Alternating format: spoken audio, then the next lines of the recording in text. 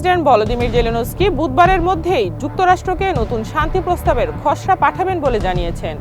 তিনি তিনটি মূল বিষয় নিয়ে যুক্তরাষ্ট্র ও ইউরোপের সাথে আলোচনা চালাচ্ছেন বলে ধারণা করা হচ্ছে। ভারতীয় নাগরিকদের বাংলাদেশে ঠেলে পাঠানো হচ্ছে বলে মন্তব্য করেছেন পশ্চিমবঙ্গের মুখ্যমন্ত্রী মমতা ব্যানার্জি। ভারতীয় সীমান্তরক্ষী বাহিনীর প্রতি ইঙ্গিত করে তিনি বলেছেন, ভারত বাংলাদেশ সীমান্তে যা করা হচ্ছে তা বাড়াবাড়ি। যুক্তরাষ্ট্রের ফ্লোরিডা অঙ্গরাজ্যের কোকোয়া শহরের সড়কে চলমান একটি গাড়ির উপর ছোট আকারের একটি উড়োজাহাজ আছড়ে পড়েছে। স্থানীয় পুলিশ কর্মকর্তারা জানিয়েছেন, ইঞ্জিনের সমস্যার কারণে পাইলট জরুরি অবতরণের সিদ্ধান্ত নিয়েছিলেন, কিন্তু ইঞ্জিন বন্ধ হয়ে যাওয়ায় বিমানটি সেখানেই আছড়ে পড়েছিল।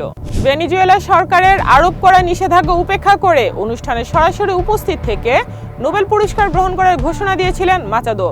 তবে নরওয়ের অসলোতে অনুষ্ঠিত নোবেল পুরস্কার বিতরণীতে তার সশরীরে উপস্থিত থেকে পুরস্কার গ্রহণ না করার বিষয়টি জানিয়েছেন নোবেল ইনস্টিটিউটের পরিচালক। বুধবার দক্ষিণ চীনের একটি আবাসিক ভবনে ভয়াবহ আগুনে কমপক্ষে 12 জনের মৃত্যু হয়েছে বলে জানিয়েছে দেশটির রাষ্ট্রীয় গণমাধ্যম সিনহুয়া।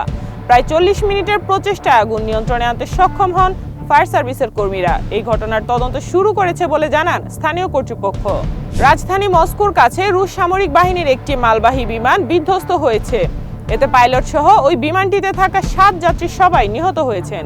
সামরিক বিমানবন্দর থেকে টেক অফ করার কিছুক্ষণ পরই ইভানোভা জেলার একটি এলাকায় আছড়ে পড়ে বিমানটি।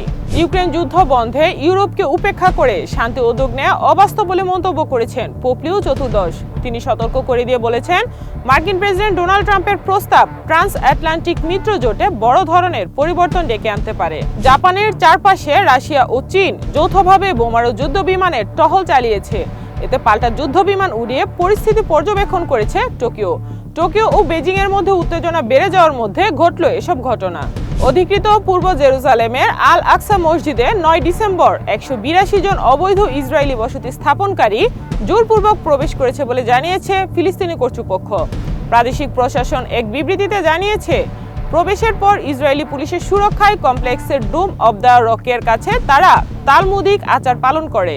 যুক্তরাষ্ট্রের ফ্লোরিডা অঙ্গরাজ্যের মায়ামিতে নতুন মেয়র হিসেবে নির্বাচিত হয়েছেন ডেমোক্র্যাট প্রার্থী আইলিন হিগিন্স। তিনি নির্বাচনে প্রায় 60% ভোট পেয়ে ট্রাম্পের সমর্থিত রিপাবলিকান প্রার্থী এমিলিও টি গঞ্জালেসকে পরাজিত করেছেন।